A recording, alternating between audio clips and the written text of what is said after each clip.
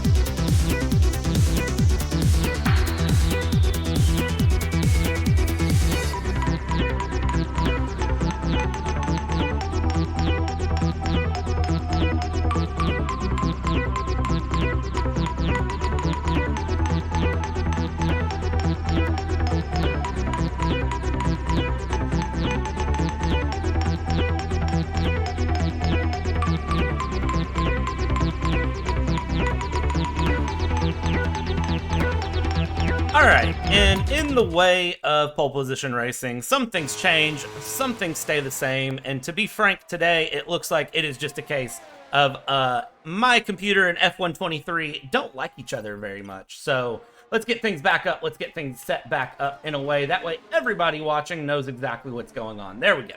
And now, we're back and going. James, Australia, opening round, as it should be. It sets the tone. You and me have seen a lot of leagues starting their new seasons here, and this sets the tone truly for the race. And really, all of these drivers have their experience in this league. None of these drivers are really new to the league. Everyone here has raced together for multiple seasons. They run practice sessions during the off season and before race day. So everyone here knows each other very well. So I'm going to say that even though we are going to have a little bit of that day one jitters going, I don't think it's going to be near as bad as what we've seen other leagues experience. No, I think the thing is as well is with the circuit itself, it is primarily a street circuit, and that's the thing. You know, they spend 48 hours before the Grand Prix setting up, if not a little bit longer, and it takes about 48 hours to get everything out the way and back again. You know, it's held the Formula One Grand Prix since 1996. And of course, there was times before that it was running the Formula One Grand Prix in the 50s. Obviously, Stirling Moss battle for victory with Jack Brabham in the 50s as well. So there was a lot of action and a lot of history before that. We've come here now, and are we going to see any more epic action? They've got 14 turns of racing to do. They've got everything within their needs and in their means, Brad. And I think these guys are just going to have to go at it straight away. They're going to have to go full bore, see how it all turns out. And I think it's going to be an interesting one. An interesting one indeed. And I think the thing that's really got my interest at the moment is I'm watching Jalajne here, and he's already knocked out and invalidated his lap. Of course, Jalajne is a multiple-time champion here in pole position racing. Him and Gragson with a great battle last season through. So it's interesting to see to me that he's already invalidated a lap. He's back into the pits here. So he is setting the tone early here. Of course, 5 minutes, 35 seconds left to go here in qualifying at the moment. And of course, if you are new to pole position racing, it is one 18-minute qualifying session and then a 50% race, which if I can remember my Australia right, means you've got 25 laps of good action coming your way. But drivers all fairly competitive in times here. 1:16.923 from Garon in P1, all the way down to Velix with a 1:19.854 there in the Aston Martin. So plenty of spread through the field. I know the Ferraris have said to give them a little bit of grace early on so they don't Ferrari it. But 5 minutes to go, and at this point, it really is about get the times in, get comfortable. And we see Baron starting what is going to be his final push lap through, and we'll see how the drivers line things up here, James. Yeah, I think they've got to use this qualifying session as to make their mark, get up the front. It's not the most easiest circuits to overtake on. You know, they've got the DRS zones that they can use, of course, but they've got to make sure they're in the positions at the beginning. You can't overtake going through these sections. Turn 8 is just very, very tricky as well. And there's lots of trickiness on this circuit. It's coming into 6 and 7 before he goes on that run. Round 8, before he comes into 9 and 10, there's not a lot of space. You've got to rely on people allowing you the room to either run around the outside of where we are right now or run around the inside. But it's all about how facilitating the other person wants to be. For Gowon at the moment on a 1:16.9 and Baron on a 1:17.033, that's going to be very tight for the two of them. And if they're running at the same pace here, it's going to be difficult. It is going to be difficult, and Baron's got to try and jump Gowon if he can. He's got to try and get in front of him, because otherwise he's just going to flat out struggle if he can't make moves early on. And that's one of the issues with Adelaide there as well. He's just got to put it on pole. 1:16.7. Great run from Baron there as well. And, well, let's see how this one turns out. John Meister finding his way up into fourth place there as Baron is able to jump into provisional pole position with 3 minutes, 19 seconds to go. His teammate Gragson only finding P5 here. So the defending champion in pole position racing starting out top 5, not a bad position to be in. However, probably not the front of the grid. But the one thing with Gragson, Gragson always has good race pace. So Gragson is going to be one that even if he doesn't qualify front, he qualifies midfield, he always has the race strategy and the race pace to bring things out. Barthez here on the end of a qualifying lap is down a little bit in time. This will be, I believe, his final lap through. So drivers opting to get out early and try to set their final laps a bit faster than I was expecting and a little bit earlier than the end of the session. Usually we see a couple drivers wait and try to get that down on the wire, but we see here that they're through, and Barthez actually opting to go into the pits here. So Barthez will go into the pits, probably grab a fresh set of tires, and hopefully have enough time to come around and catch the checkered flag before things go through. Tazo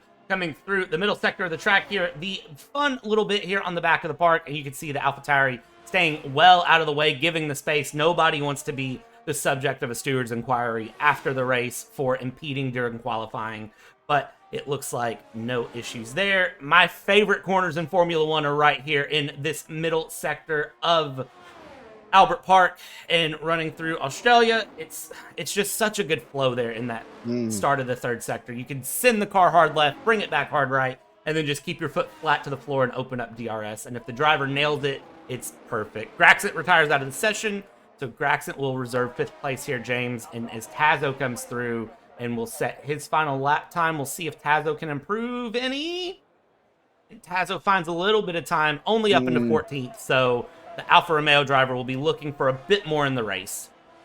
Yeah, he definitely will be here as well. You know, these guys might get one more lap in before the end. And if Garon is going to be able to make it through as well, he's, I believe, coming around the backside from turn 10 into 11. So it could be interesting for him here.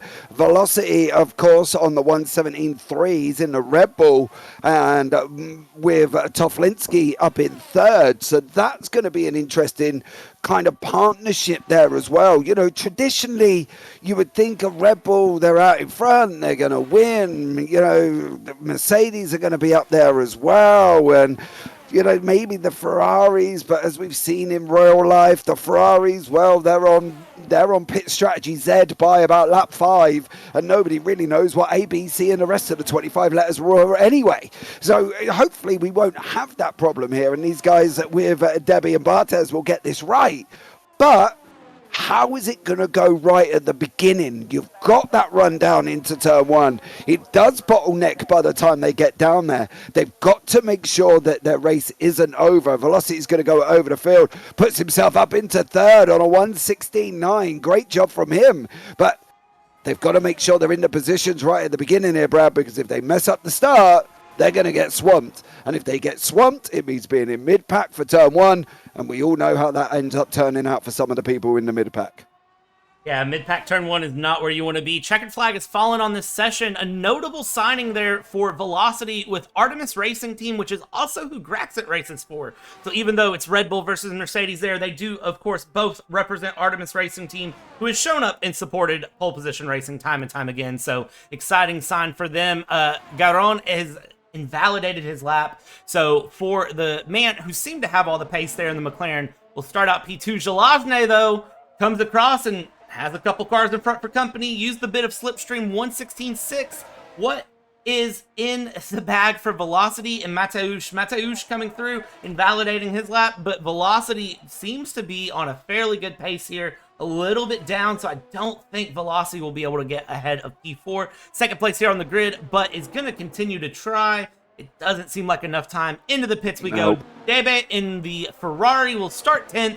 Notable there for Debe, chasing redemption this season. Debe always seeming to show up, and then luck not scanning his way, and you know, signing for Ferrari, an interesting decision there when you talk about luck. Final driver we're looking for the line here is going to be Barthez. Barthez up a little bit on his time, and as he comes across, he will find a 1:18.08. Actually ends up being down by about 4/100ths, finishes 14th place. And James Jalazne, the driver that is known in pole position racing for having pace, pulling it out at the last second up top. Baron second, and then the McLaren boys will have a 1-3 here. Yeah, they really need to get, you know, that 3rd place in front if they can by the end of turn 1. They want to get it through, but here is the final positions there, Brad, for you on your screen, buddy. It's going to be an exciting one.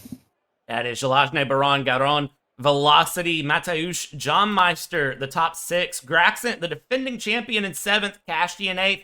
Myros in 9th. Debe rounds out the top 10. Then you have Vasserschwein, Buchik, Maverick, Barthez, Tazo, Kushor, Simon, Frantic, and Velix rounds out your 19-card grid here. Everybody stick with us. As is tradition, there is a lobby restart between qualifying and the race. Stick with us here. We're going to take a quick break, grab some water, and we will be back with some racing in just a moment.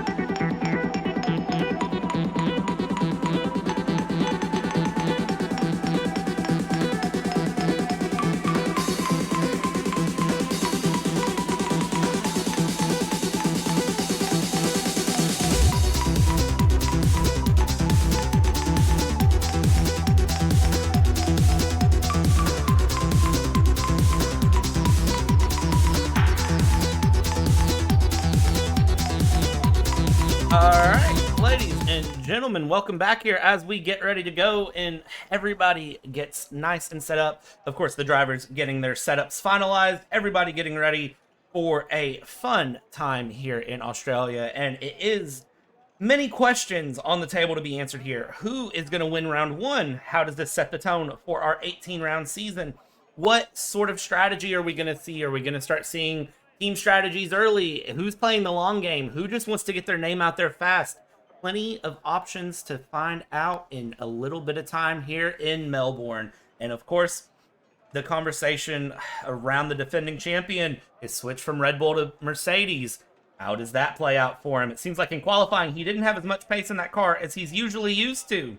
So we have to keep our eyes on that and keep our eyes all the way around. Of course, with our partnership with Racetracks.pl, the winner of this season is, of course, going to get a trophy from Racetrack. So a big shout out to Racetracks.pl for providing that to our champion here of season 10, a big season coming up. And now we get ready with the formation lap here, and this is where the drivers need to settle down. They need to warm up their tires, and they need to get everything ready. And James, in the formation lap, you have to think, this is just, the drivers want to kind of go around, they want to get comfortable. You don't want anything crazy to happen during this one little pace lap.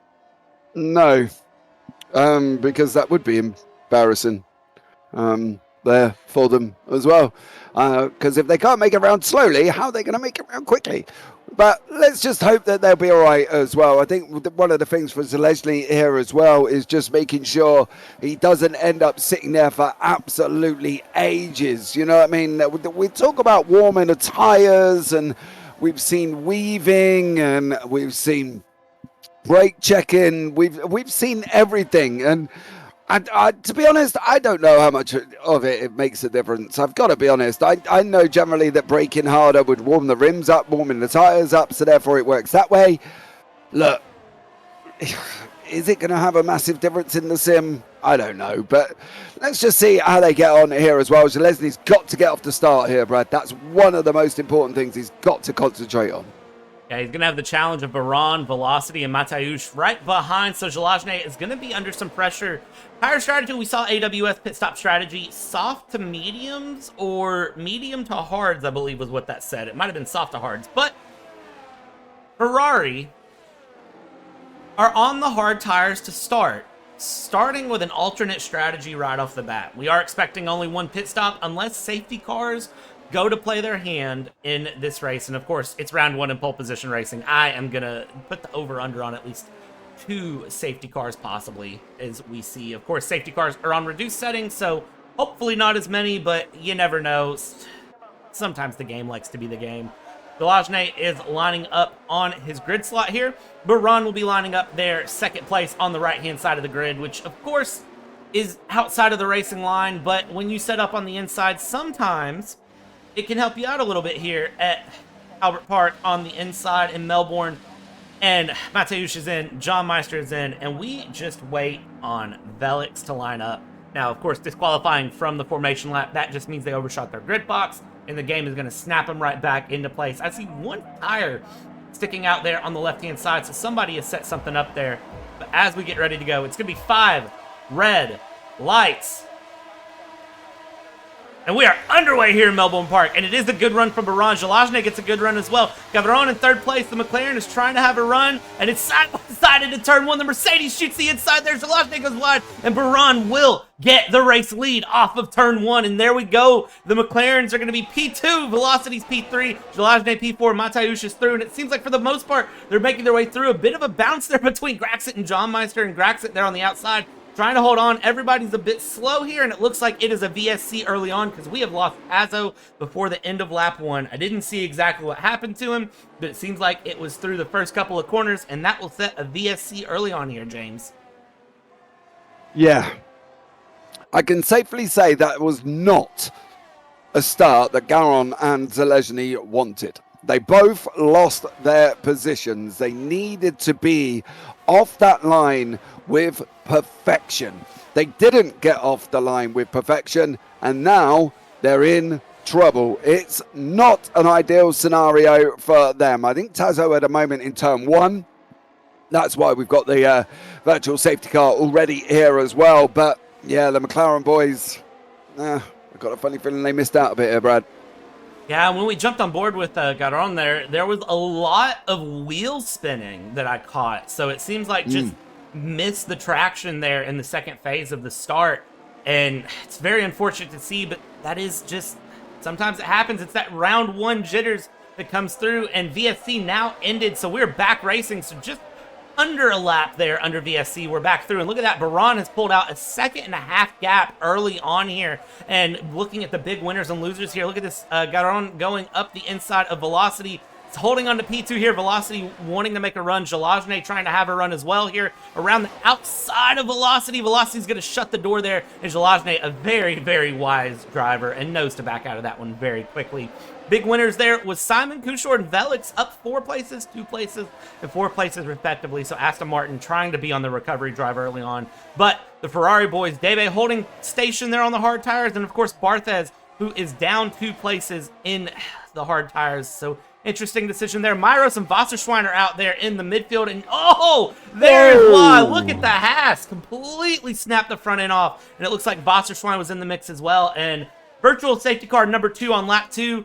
3 cars out in 2 laps, and I'm sure we'll see a report after the race between Myros and Wasserschwein on what exactly happened there. Yeah, it's a shame we can't go back and have a look and see what went on, but that was very, very dramatic there as well. Good job it wasn't IRL, otherwise we'd probably be under a red flag about now with them guys as well. And the thing I'm watching at the moment is Velocity is putting so much pressure on Garon. He literally wants to get past Garon straight away and as early as possible, and he's not being able to do it. He needs to do it. He clearly doesn't want to let Baron get any further than what he is already, but it's going to be interesting to see how the Ferrari boys come out here. They had to try something different, and they did try something different by the hards. Could be a good move if they go hard softs at the end. It could work out in their favour, Debe and Barthez. But we're going to find out as the race goes on here on lap 2 of 29. 2 virtual safety cars down already there, Brad. Let's hope we don't see many more. Yeah, and this VSC has been upgraded to a full safety car here. So now Graxon at 16th place there because he pits in, takes advantage of the safety car, has to get a front wing change there and onto the medium tires. So defending champion, his round 1 here, 3 laps in, not going very well. He's all the way down in last place, which is not where he wants to be. Thankfully, it's under safety car. And as I mentioned in qualifying, Graxon is very, very fast in the race. Always has good pace, so expect to see him move his way forward. These McLaren boys, I'm starting to worry for him, though, because they're not... I was expecting more of a gap to pull. I was expecting more to happen here, and it hasn't. It just hasn't accumulated like I thought it would here, James. So I'm wondering what's going to be their plan moving forward. Well, to be honest with you, mate, I'm surprised here as well that Graxon's come out on the mediums. I would have thought, having to pit early, having to get the front wing done, I'd have whacked the hard on. I would have whacked the hards on and run as far as I could until there was literally no more hards left. If it took me to 22 laps, whack the softs on and finish on the last 7. Done. I am surprised he's gone out on the mediums, but we are under full safety car, so let's see how this one pans out. For Garon, well, Velocity's coming here, bud, and he's coming really quickly. He wants to get past you. You need to either close up to Baron straight away or sit back and hope that Velocity doesn't make the move. Or back Velocity into Jalezny. Let Jalezny go at him. But they've got to try something because they did not have an opening 2 laps that both me and you predicted that they should have had, and they didn't have it.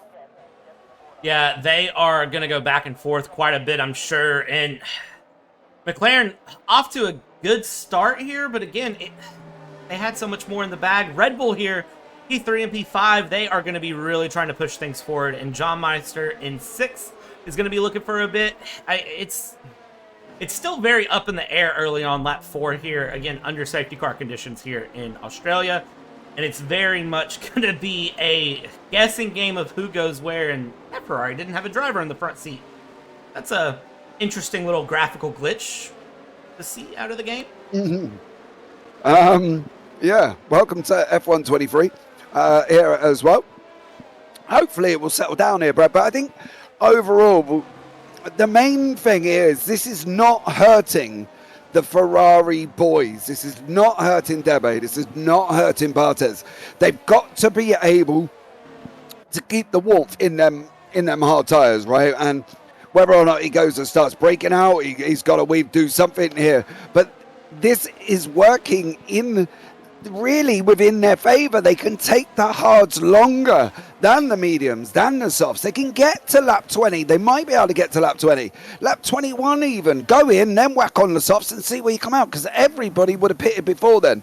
The mediums probably predicting around about lap 16 and 17. Are they going to go softs? Well, we're going to have to see how that happens. Softs 12 to 13 probably are going to go mediums. So I think for Debe and Barthez, this hasn't worked out too bad. They might be able to stretch these out, and slowly, if they can keep pace with the guys in front, they might be able to jump them, you know.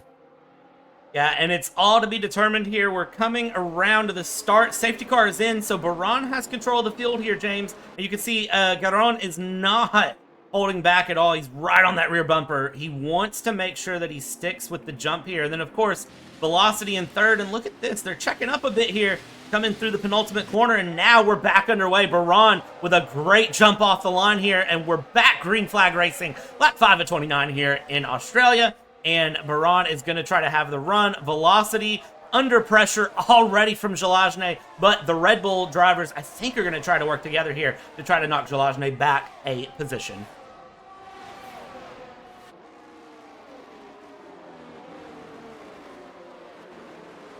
They're going to keep pushing here, going through. Jalajne's around. Mateusz and Velocity are holding on. And now, of course, John Meister in the back trying to look for a gap as well. Mateusz just a tenth of a second back here through the middle sector around on Jalajne. And it's Red Bull, McLaren. Red Bull is the sandwich. They're doing the best they can all the way through. And Baron has already opened up almost an 8/10 of a second gap here on Garon. And we'll have to watch those names and try not to mix them up too much. Buchik there, getting around Debe, up P8. Debe now down into 9th place. But again, Ferrari boys playing the long game here on the strategy. And for them, it's just a matter of holding on. Buchik with a bit of a snap there out of the chicane and holding on to it, though, and doing well. He's going to try to use those soft tires as much as possible. And honestly, the more I look at it, the more I like the Ferrari strategy. Sounds a little bit crazy, but...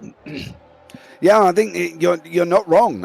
You know, you're not even remotely wrong. It's an opportunity for Debe and Barthez there as well. Velocity was nowhere on that restart. He missed it by a country mile. As you can see, Graxon trying to get past on Barthez now as well. He's heading down into turn 1. Graxon pulls out on the right-hand side as we're looking at him now. Into turn 1 he goes. He's going to get through. Barthez, no need to fight it there. No need whatsoever. He might as well just play it out as it goes on. They've gone on a strategy. They've got to commit, Brad. They've got to commit. And that is not an ideal way of doing that one. But Barthez now right at the back of the field. He's got clean air. Can he get these hards hooked up? At the moment, he needs to be talking to Bebe, because Debe seems to be able to get him hooked up at the moment and stay where he is. For Barthez, he's going backwards faster than he's going forwards. Yeah, Debe doing a very good job there on the hard tires of staying forward. I don't know... It could be a setup difference. It could just be a difference in tire preference, but doing a very good job of holding on. And Graxon, look at this. Graxon up into 12th place now after the race restart and continuing to push forward. Those medium tires working very, very well on that Mercedes car. And now we've got a caution. It looks like that is going to be Frantic spinning there in the chicane, but that going, no harm, no foul. No problems anywhere. And Jalajne, while we were watching that, gets ahead of Mateusz up into 3rd place, and him and his teammate Garon are going to continue to push Baron as we go. DRS now enabled. Of course, no DRS for the 2 laps after a safety car or 2 laps after the race starts. So now we're underway lap 7 of 29, and DRS starts to come into play, James, and that is where things will start to get interesting. It's going to help with passes here and there, and it's going to help with... It's going to make things interesting. We'll leave it there. It definitely has. I think Velocity must have made a mistake there. He must have made a mistake. He was in front of Zalezny, he was in front of Stolovsky, and literally he's lost both of them positions here as well, as we watch Graxon climb up to the back of Simon at the moment, going into the right-hander of turn 6, round the left-hander of 7. Now they start that run around the right of 8 here. He's got to be trying to look and decide what he's going to do here once again. You heard the beep. It's open now. He's going to go around the outside. It's Graxon. He's going to make it through. He's going to get it done before they even get into 9. Job done for Graxon. Another position gave for him there, Brad. Great moves from Graxon so far. Now he's got Debe. For Debe, don't even fight. Don't even fight. Let him go. You're not on the same strategy. You're not even on the same part of the postal code. Just leave him and try and stay with him. None of this is worth it. None of what they're doing right about now, side by side, Brad, is just not worth it. Yeah, it's the strategy game. It's different strategies. You need to remember that and just settle it in. And there we go. Now, Graxon has passed Debe with no more issues there. But the thing is, that opened up Debe to Simon. Now DRS opened it. Debe's going to still think about a little bit of a charge up the inside. But Debe, really, you need to just latch onto the back of that Mercedes and just follow him through. Those hard tires are gonna really start to hit their prime soon, and you need to just stick to the back of Graxon. Graxon, a very fast driver, and he can charge his way up the field here and just hold on. Check back in with our race leaders here, though, because there's a big battle up in the front, and it is going to be Baron, Garon, and Zelazny 1, 2, 3, and throw Mateusz in the mix there in 4th place. So we've got 4 cars battling here for the race lead, and it truly is Mercedes versus McLaren, and at this point, it looks like Mercedes may come out on top. I have to agree. I think at the moment, as well, I'm surprised we've lost so much. Look at Velocity going back. John Meister's just gone through on him as well. Velocity just, well, he went from hero to 0 to nothing, all in a few laps. You know, lap 8 already, and he's lost places. And just when we were talking that he might have jumped Garon and Zelazny up the front, he's not. He's lost it. So now it's all up to Toflinski and see what he's going to do in the 4th place and whether or not he's going to be able to get past the McLaren boys as well. I don't know what's happened there to Velocity. It's crazy. I don't know either. It's so weird to see Velocity in that position he's in, and it's just, it's very confusing, and I have to wonder if it may just be those soft tires aren't working for him, if he doesn't need to just pit, maybe do a minor front wing adjustment and then throw on some mediums and try to send it through to the end. We're 20 laps to go here, so we're not off the realm where if you wanted to try to do a hard tire to the end, it is an option at this point. But I don't know. That's a question for Red Bull and for their engineer, what they want to do. The big question, though, the other one, other than just how fast can Graxon find his way to the front of the field for me, is what are these front 4 going to do? What's the plan for McLaren? Because they are right now in the sandwich of a Mercedes and a Red Bull, and they are the filling in the middle. They need to find a way to do something. You see, Garon there is trying to take a peek up the inside of Baron, but not able to make something stick. And then Mateusz is trying to have a peek on Zelazny, but not able to make anything stick. They've got themselves stuck in this little group here. And who's going to make the move? Who's going to try something different? What can they do to break out of this and really move forward?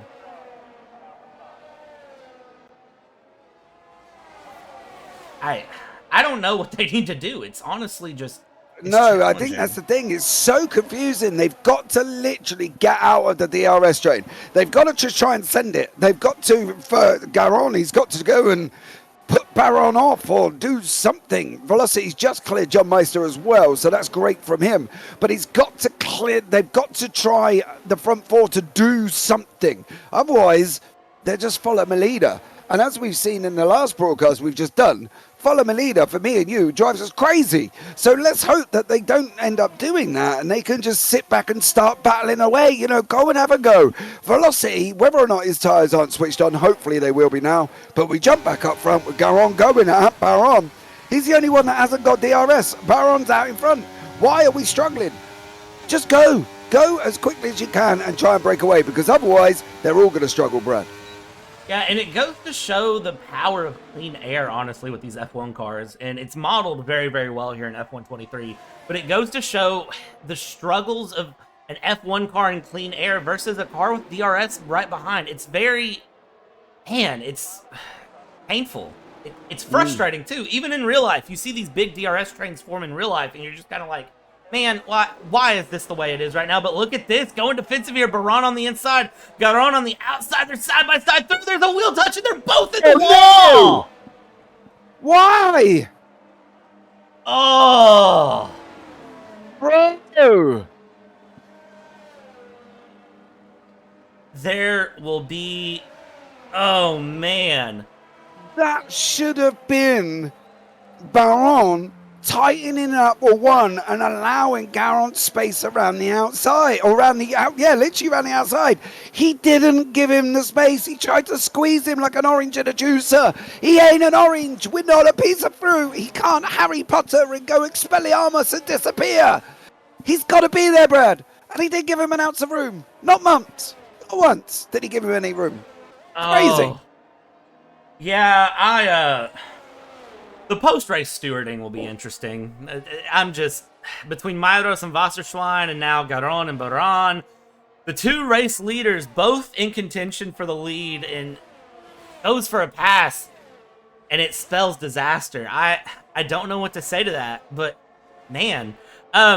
Syntax in Twitch chat, what a timing I joined. Yeah, Syntax, you picked a good time to join the stream. If that's what you joined in on, that's an impressive timing here, but it opens up the question now, James. Pit stops. As we see, Kushor has been in for a set of hard tires back in P12. We see Frantic in for a fresh set of mediums, and now our leaders coming into the pits. Yeah, Bartes has been on and he's dumped the hards. He's gone onto the mediums as well. The leaders now, that was white stripe for Teflinski, and I think that's him done till the end if he can here as well. So I think from him, he's gone. I am surprised that Leslie's gone out on softs this early. If he could take them softs 14 laps, great. If he's relying on another safety car, well, it's possible. But look who's in first place.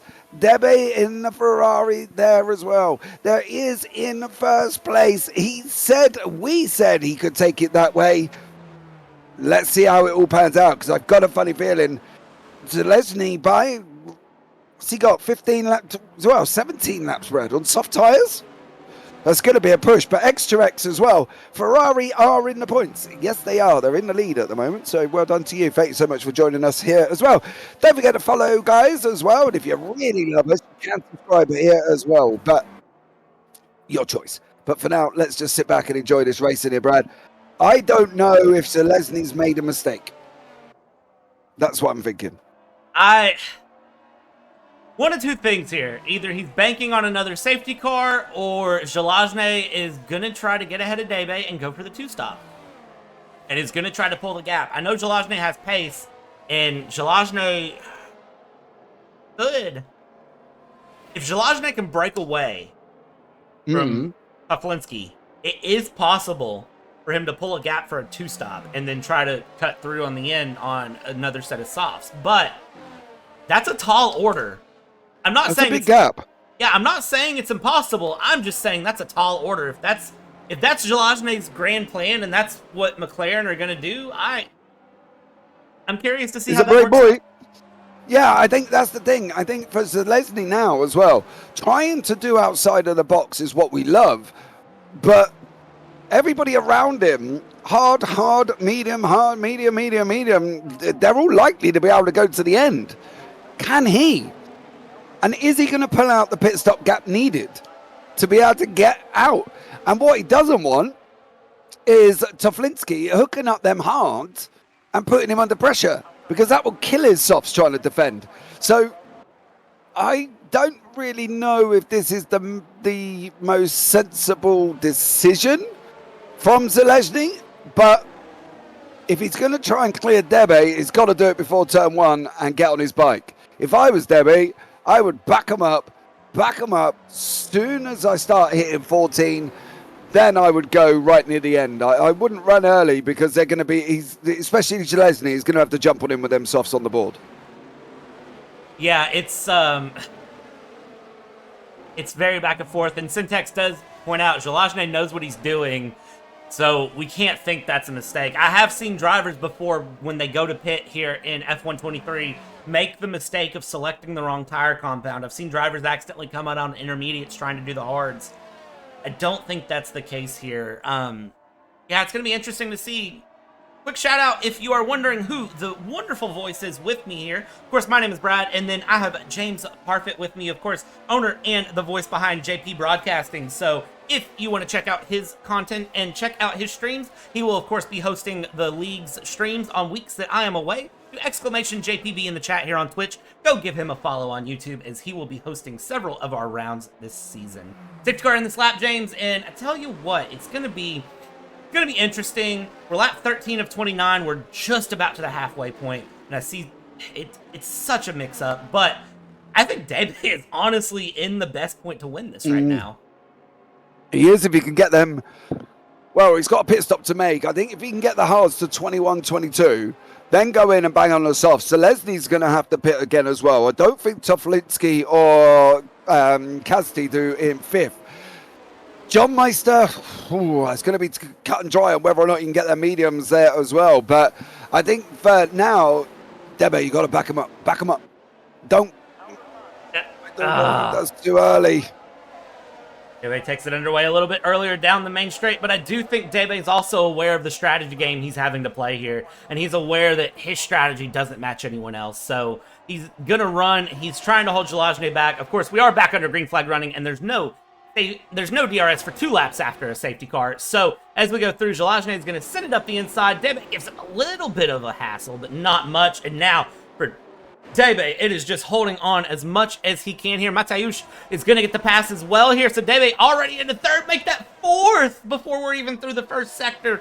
And now we just hold on here. Who will come through for fifth? It's going to be Kashti holding on. And then, of course, Craxit, the defending champion, in sixth place. He is going to try to push things through. Kashti's going to have this run around. Kashti up into fourth, and Debe already starting to drop back. So I may have opened my mouth a little too early about Debe being in contention for the win, because he is falling down faster than me slipping on ice walking outside in this 15-degree weather. Yeah, I think for Debe, they got it wrong at the beginning. He got it wrong at the beginning. He didn't even give himself an opportunity to try and hold them or defend them or anything. He went way too early, and you know, he should have just backed him up till literally Zalesny was on his back end, and he didn't. And now, gee whiz, bro. He has literally just gone down 7 places, 1 lap after the safety car, and he has just dropped like a rock in the ocean. Straight down here as well. He needed to do something different on the restart. He didn't do it. I would just, as I say, would have kept him straight up behind me, right the way into 14, and then even left it as late as I possibly could down the start-finish line. He didn't. Zelesny's now out in front, 1.8 up the road here as well. John Meister's sitting in third, not far back from him as well. Great run from John Meister there as well, with his teammate Tazo out early on. But it's got to be what Zelesny's going to do. Is he going to be able to break enough of a gap if he is going to try and to stop these tires? Yeah, he's pulling the gap quick. I mean, 2.2 seconds already the gap before we're through the end of the second sector. So he's sending the gap through, doing what he can here. John Meister sticking to the back of Mateusz here and doing as much as he can to try to get a battle, try to get good points in for Alfa Romeo. And you can see they're just continuing to go back and forth. There's a 3-car battle here back in the back. It's the 2 Aston Martins and Barthes here, the other Ferrari driver, battling for 10th place. And there we go, make it 4 cars. Let's mix Simon into the mix. Simon trying to go around the inside there, and Simon not able to make that stick on Kushor and holding on to 13th place. So this 4-way battle here for the last of the points-paying places is also starting to heat up, as we see the front of the grid here. Mateusz under defense and pressure from John Meister and Kashti, and now look who's in the mix here. It's Graxent after that early pit stop having to go on. He's been to the pits twice now. He's on medium tires, and he's doing the best he can to hold on. Kushor here with Barthes for company. Barthes back on hard tires, and Simon in the mix. Who's going to come through? 3 wide, and they squeeze. It squeezes. It's sandwiched there, Kushor. You can't be in the middle there. Simon and Barthes bump front tires for a moment. Somehow all 3 cars get their way through. Yeah, I don't know how. To be honest, that was a bit of a knot. Maybe it was tire wall to tire wall, which gives it a little bit less stress on the front wishbones, of course, as well here. So maybe it was tire wall to tire wall and not so damaging for them. I'm interested to see Zalesny break away from John Meister. However, I am interested to see how far Graxent's going to be able to go. Simon here as well. He's got Barthes now pushing him right behind him as well. Barthes is looking a little bit racy. He's looking more competitive on the mediums as he was on the hards. And as I say that, Kushor just goes and takes him on the inside. So, yeah, maybe not. Maybe the Ferraris are just struggling more than we know, Brad. Yeah, I hate to say typical Ferrari, but it feels like a typical Ferrari moment here that we're seeing. Barthez down into 14th. Debe is in 8th place here, but only just with Maverick behind on medium tires. I'm not going to lie, 16-lap-old hard tires, I thought they would have had a little bit more pace in the beginning. And Barthez into the pits here in the Ferrari, dropping down. And keep your eye on the front of the grid here, James, because John Meister is still only 3 seconds back from Jalajne. We know Jalajne is going to have to pit again here, is what is shocking me. So I figured Jalajne would be trying to put a little bit more pedal to the metal. But these soft tires don't last as long as I think they want them to. So we're 3.3 seconds the gap. And Jalajne needs to pull a lot more of a gap than 3.3 seconds if he wants to be in contention at the end. Yeah, absolutely. If he's even thinking about going into the pits and coming out right at the beginning, right in front, he's got to go. You know, we've got to get 25 seconds, if not more, as normal here as well. But I don't think he's going to get it. The only one that I think might give him a really good push is if Gragson can clear these 4 early on.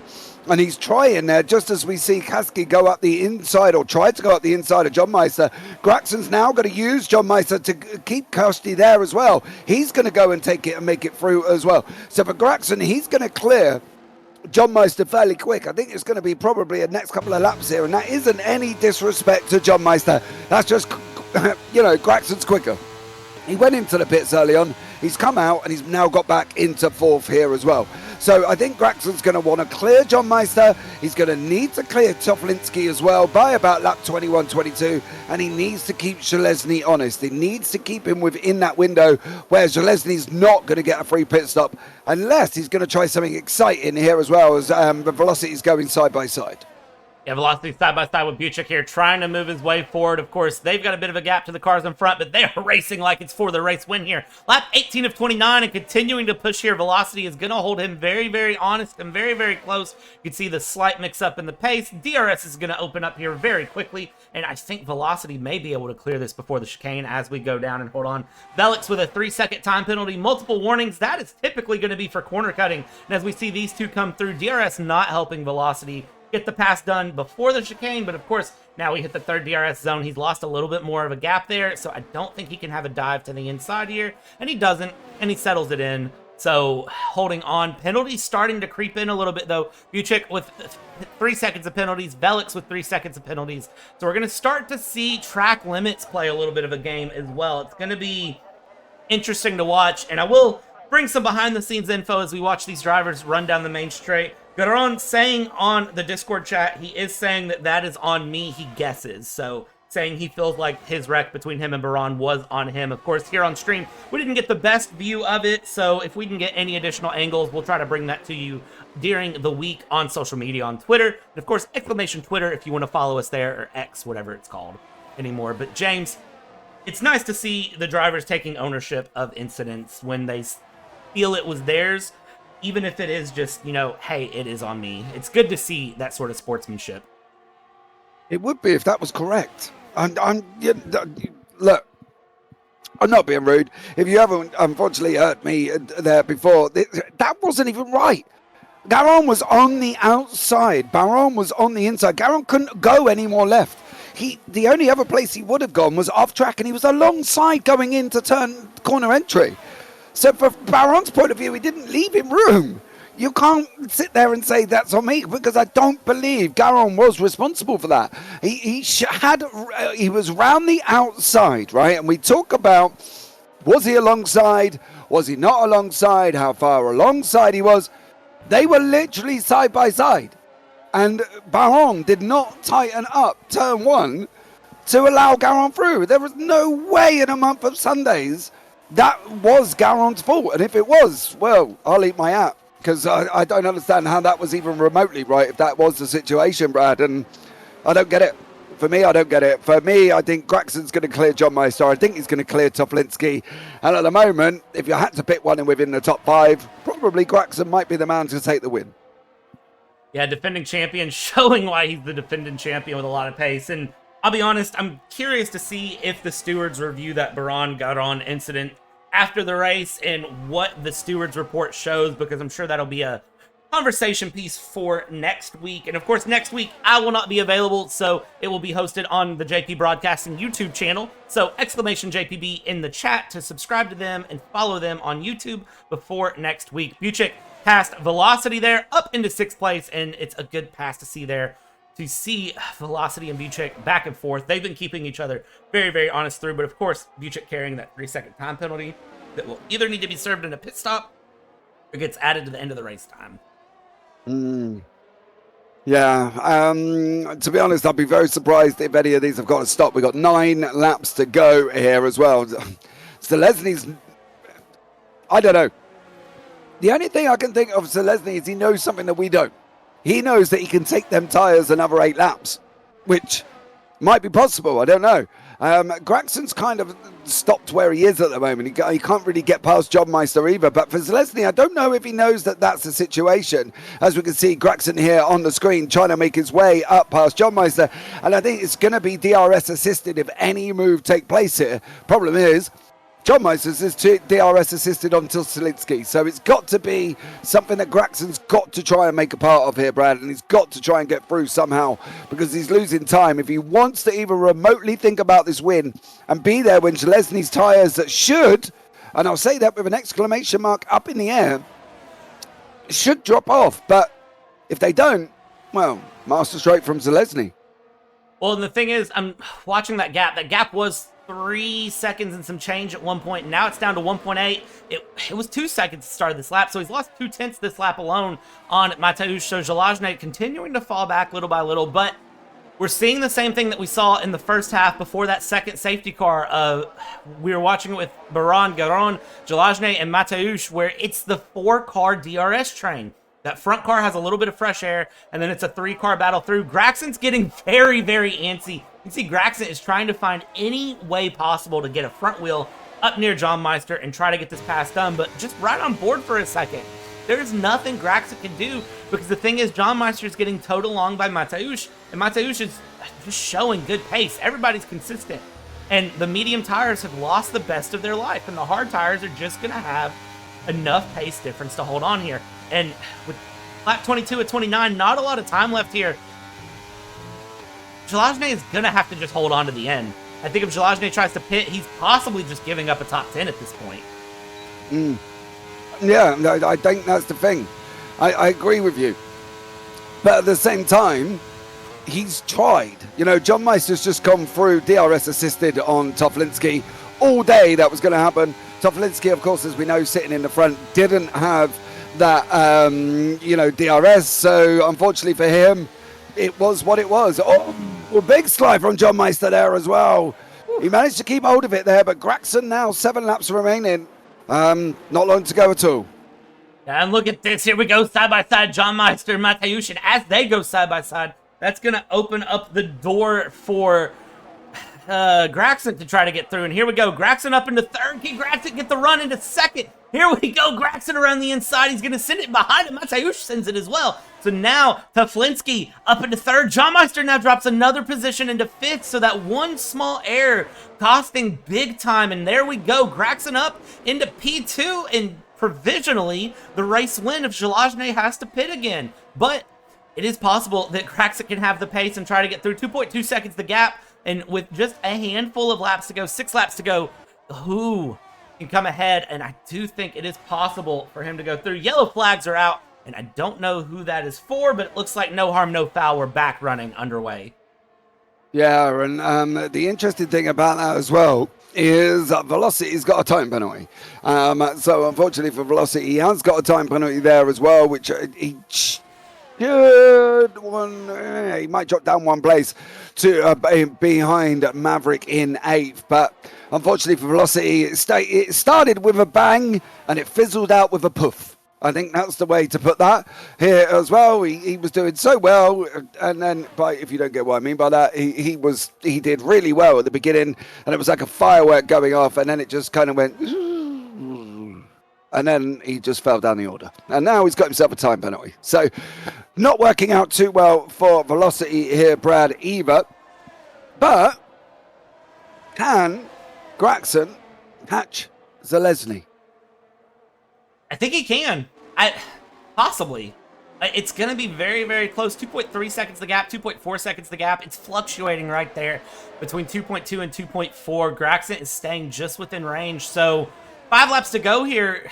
Is Jalajne the tire whisperer? Is this something that I'm not familiar with? Is this the tire whisperer going to the end? I mean, it's going to be very close. And just to point out, Debe now into the pits in the Ferrari, down into 13th place on soft tires, and is going to have to carry that to the end, dropping out of the points. And Ferrari, hate to say it, but got it wrong.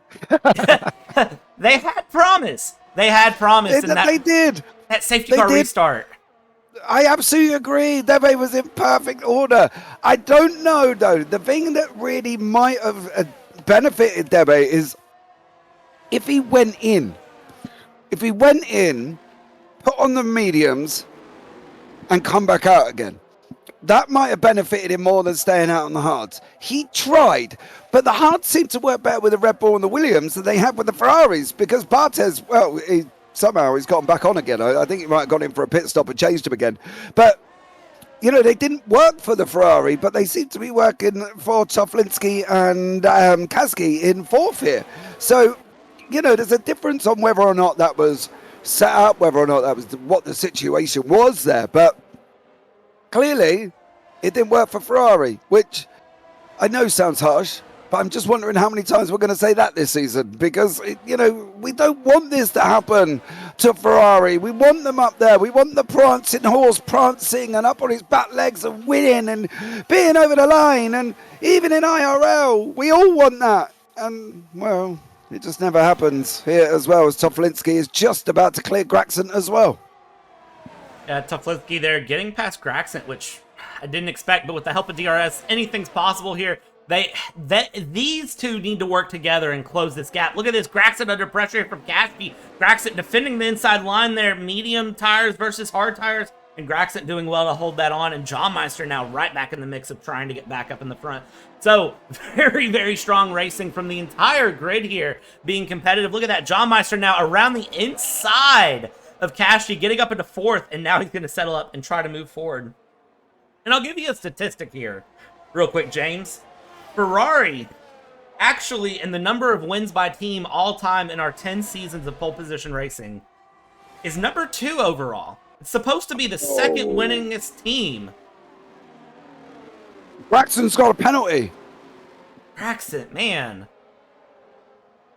So that could put the 5th place Williams of Kashti up to, he could finish 3rd here. Yeah, it's, if Kashti holds on. Yeah, penalties for John Meister, penalties for Gragson. That's 3 seconds. 1, 2. I tell you what, the Williams is in the prime spot to take 3rd place here. If he can just stay away from any form of track limits or any warnings, he's on for a podium. Yeah, Kashti, the luck's turned. It's amazing to see how quickly luck can turn here in F1, and sometimes it is just a case of, can you keep your nose clean for the race? Can you keep and avoid the penalties and just run through? And for Kashti, I mean, he's finding himself in a prime spot to get on the podium here, which would be a great round 1 result. Yeah, and he doesn't even have to do anything. Just keep the wheels between the lines, and you're going to get 3rd. Obviously, you know, don't get me wrong, he doesn't want to lose 6 seconds because he's only got 3 to play with. He's got to stay with them a little bit. But what I'm saying is just do what you were doing. The hard seem to be coming in. Toflinski seems to be, oh, as I say that, he goes and gets a 3-second penalty. Yeah. Well, there you go. That scraps that fault, as it's all going to be everybody just shifted that. Well, nobody's going to move, to be honest, because they've all got penalties. Maverick, nope, he ain't. He's 3 seconds back. Nope, it's possible that even with the penalties, nobody's going to change position, Brad. Yeah, if Maverick can gain a little bit of time, he can find 1 position up into P7, but Maverick's losing pace there with velocity, and it's possible. It's possible, but you never know. At the moment, Gragson needs to get the pedal on the metal. And also, can we point out that, look at our P1, look at our P2, look at this. It's a battle for the win that's shaping up with 2 to go. These soft tires, he's trying to tire whisper to the end. Jalajne is on the softs. These softs have been on for how long now? They've been on for 15 laps. He is trying to tire whisper to the end. He's got 2 laps to defend through when we hit the line, and I don't think Jalajne can do it. I don't think he can. And he's not even going to have DRS. obviously, because he's at the front. Guys, if you haven't watched Formula One before, and he hasn't already, there you go. Toflinski is through, Graxon's through, Zalezny, Bambi on ice. We literally turned around and said he is not getting them to the end. He will literally be sliding there as well, and he is. Them softs, I think, are done. I think he should have gone with the mediums. He gone with the hards. He tried it. Great. Well done, you. Now you know for next time. Don't try that again. You're going to lose another place here as well. I think John Meister's going to come through once again. And the only good thing for Zalezny is he's the only man within the top 5, as apart from the leader, that hasn't got a penalty incoming. So as long as he can stay within 3 seconds, Graxon's just taking a lead. Oh. But then Toflinski's in the same place. He's only got to sit there. Keep 3 seconds and hope. And now Zalezny has got a penalty, unfortunately. So that cancels that one. Yeah, Zalezny picks up a penalty. I was going to say, he just needs to keep it clean through. But now it really is up to Graxon. Can Graxon gain 3 seconds in a lap? Or can he get lucky and will Toflinski get a penalty? Because here's the thing. If it's all starting to slip right here at the end, it is possible. I don't know where Mateusz is at with his track limit warnings, but if he just has one more and he gets it wrong anywhere on circuit, that could be track limits, and it could mean Graxon keeps the win. Just keep it on track. If anybody is there with him, just get hold of him and say, keep it on track. Keep them wheels between them lines. Stay within 3 seconds. Don't get a penalty. You're going to wrap the win up anyway. Don't be in terminology that everybody would understand. Don't be stupid. Go and stay where you are. That's all he's got to do. No heroics through the final 2 sectors of the lap, please. Mateusz, kick the season off with a win for Red Bull, the defending champs in constructors. We need to see it. Just hold on. Hold on for just a little bit longer. They come through the chicane. Mateusz has the run on Graxon. He wants the win on track. Watch this. Around the outside. There we go. He's going to have the win. Graxon, I believe, might have let him through. I don't want to think that, but, I mean, Mateusz just slides by. And here we go, kicking off a long Season 10 here. Mateusz, who's been in the battle all the way through and has stuck his nose up in the top 5 most of the time, he's going to bring it around the final corner. And as we cross the line here in Melbourne, it is going to be Mr. Mateusz Toflinski kicking off round 1 with a win. The defending season champion is going to be P2. John Meister P3. Zalezny with a mega 18-lap drive on soft tires will finish in 4th. The Tire Whisperer can bring out a top 5. Kashti in 5th. Buchik will come across 6th. Velocity, the new sign for Artemis Racing Team, in 7th. Maverick 8th. Velix 9th. Debe will round out our top 10 when it's all said and done. And let me tell you what, that was a good drive for our Red Bull driver to bring it home with a win. Yeah. He's going to have to sit back and give some advice to the Velocity, though, because Velocity did not. It was bang, pop, fizzle, and that was about all it went for Velocity, unfortunately, there as well. Battling near the front, ended up down in 7th. Look at Debe. Debe put them soft tyres on and literally went like a banshee up into 9th place there as well. Puts himself back in within the points. It just goes to show, if he'd made the change a little bit earlier on, Brad, where would he have been? Yeah, Ferrari with a recovery into the points for one of their drivers, but again, a question for Ferrari of what could have been. And I'll be curious to see what they say. Driver of the day, Graxon. Of course, Graxon not having a good start, had to drop to last place on the first safety car, and then recovery drive all the way up onto 2nd step of the podium. So a good run for him, starting his new contract with Mercedes. Red Bull there, getting the win, though, and proving a bit of domination yet again, as we are used to seeing for them. So Red Bull can be very delighted. Mercedes will be happy with a 2nd place, I believe. And then, of course, Mercedes, 2nd place there. And then we have the Alfa Romeo on 3rd of John Meister. And it just sets such a good tone for the season. It's going to be such a good 18-race season. And this just makes me so excited to see how things go. Yeah, it definitely does. I'm going to be interested to see where the stewards come out, but there's the final finishing positions for you, Brad. Yeah, Mateusz will pull out the race win here in Australia. P2, Graxent, John Meister in third, Jalajne fourth, Kashti in fifth place, Buchik sixth, Velocity in P7, Maverick, Debe, Kushor rounding out our top 10. And then from there, it was Velix, Simon, Frantic, Barthez, Gaveron with a DNF, Baron with a DNF, Myros, Wasserschwein, and Tazo are drivers that did not finish. All in all, very, very good, clean race, and it sets the tone and the precedent for a great season here. And I'm very, very excited to see how things move forward. And James, I tell you what, why don't we see if we can get some of our podium winners on to the box, and let's see if we can talk to them for just a moment and see if we can get some thoughts, some opinions, and just see how they feel. I want to go on, but I can't. He's not here. I can't get hold of him. Yeah, I have to wonder, because it's very unfortunate what happened with him there and how things ended out, because it was very yeah, that's going to be looked at. I can tell you that's going to be looked at. Even if it's not directly reported to the stewards, it's going to be looked at. So we'll see where that one ends up, and it does look like we are going to get a word with a couple of our podium people here in a moment. It looks like we're looking for Graxent. John Meister's not going to be able to make it. It would be cool to hear from him how things ended there for him for the Alfa Romeo driver, finding his way onto the podium and doing very, very well to kick off this season. We'll wait for a moment and give Graxent just a second to jump in and join us. I have to say, though. Yeah, I'm going to try and see if I can get Garon or Baron. I want one of them. Somebody must be able to explain that incident. Right. Me personally, I don't think Baron gave him room. Baron gave him room, but you know, it might be best that you do the interviews, Brad, because I don't want to upset either of them already on my first day. You know what I mean? I don't want to be in the steward's booth already, and I've been there a few times, and they're not pretty. So let's see if I can get either of them in the booth here as well. Baron, maybe, I don't know, but give them a minute. I'm sure they'll see what we can do here.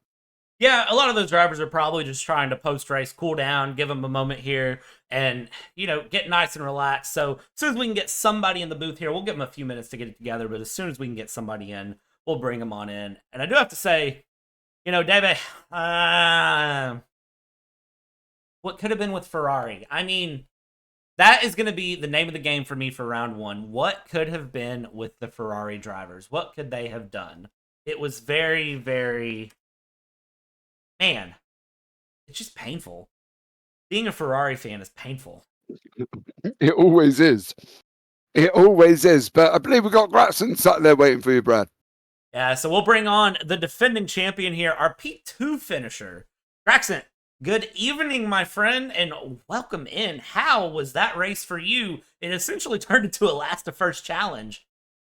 Yeah, it did. At the start was chaos. I mean, we were three wide, so John Meiser pushed me a little bit, and I got wing damage for that. So it's not his fault, not my fault. I was a racing incident, so I just put it on the safety car for a new wing, and then I just go from last to first, trying to do that. And it was P2 at the end, but no matter what, for me, it's a good race now. It was a very good race to see there. Talk to me for a second about the change from Red Bull to Mercedes. What made you decide to jump the Red Bull ship? I know your personal allegiances in real life and what drivers you support, so I'm curious to know what made you want to drive Mercedes for Season 10. I decided with my teammate we drive Mercedes because of the car looks just nice. I love the car. Now the silver arrows I didn't like that much, but the black one is nice. So I just decided to choose that, and yeah, it's a nice car. So I'm happy about that. The Red Bull will stay always on top, of course, but Mercedes is also good, a good car. So I'm happy. And kind of talk to me for a second about your Season 10 goals here. Of course, champion in Season 2, champion Season 9. Are we going to see a Season 10 championship come out of Graxent? Is that the end goal? What are we looking for here? It's a long season. The longest season what we have before in Season 1 and 2. So it's going to be a long time, but I tried to be consistent like last season. I only won twice last season and just got champion. So now you need to be more consistent than the season before. So of course my aim is to get both championships, but it's gonna be difficult. The grid now is very strong. You saw the last 10 laps. the whole top 4 was in a second, so it's like it's very close. So everything can happen, but the goal is to get both championships. I think that's a very attainable goal for you. And of course, Artemis Racing Team behind you there supporting you. And we see how they support our league as well. Now, did Velocity also sign for Artemis Racing Team during the offseason? I'm seeing that right, correct? Yes, he did. He did. Yeah. Okay.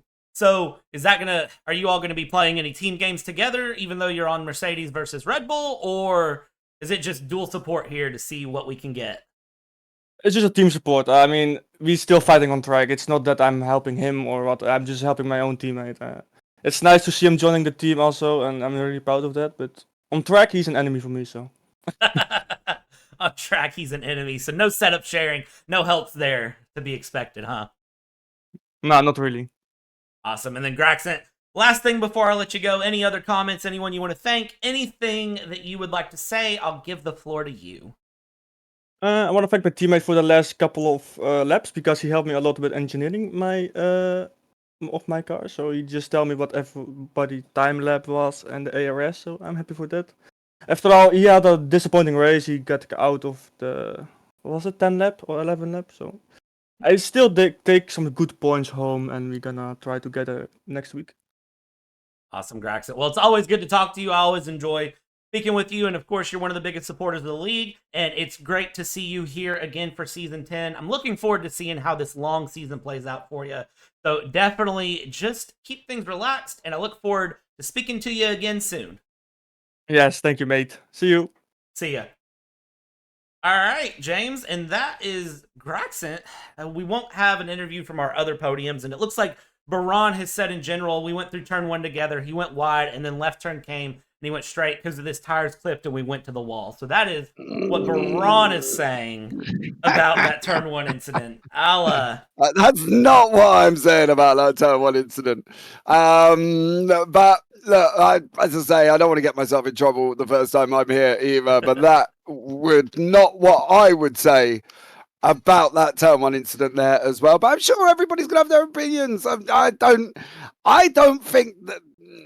I'm just gonna shut up. That ain't right. I know, but I'm gonna end up getting in trouble. I just don't think that's exactly what happened. He went a little wide. No, he was out there. You know, if you hit before the left turn came, hence you ended up in the wall just before the left turn that brought you in. No, for me, no. Sorry, I'm gonna stop now. James, it's one of the things I love about you is you have a very strong opinion sometimes on incidents, and you're not scared to share it. And of course, James in JP Broadcasting will be covering multiple rounds of this season over on the JP Broadcasting YouTube network. So exclamation JPB in the chat, or check out the Discord, and you can get the link directly to James's channel. He will be covering round 2 next week, and round 2 is going to find us around in Bahrain. And so if you want to catch round 2, make sure to check out James's channel. We won't be here on Twitch. We will have a race recap of round 2 up on YouTube shortly after the race, but due to me traveling my way for the Rolex 24, I won't be hosting round 2. And of course, he'll cover a few other races throughout the season in a partnership between JP Broadcasting and Pole Position Racing, which we are very grateful for. And of course, as always, a thank you to Moza Racing for allowing PPR to be an affiliate. A thank you to Racetracks.pl for making the amazing season championships and for everything they do. And of course, on behalf of James, my name is Brad. This is where we're going to call it, and we're going to wrap up round 1 here. And I will not see you, but I'll see you over on the JP Broadcasting Network in 7 days' time.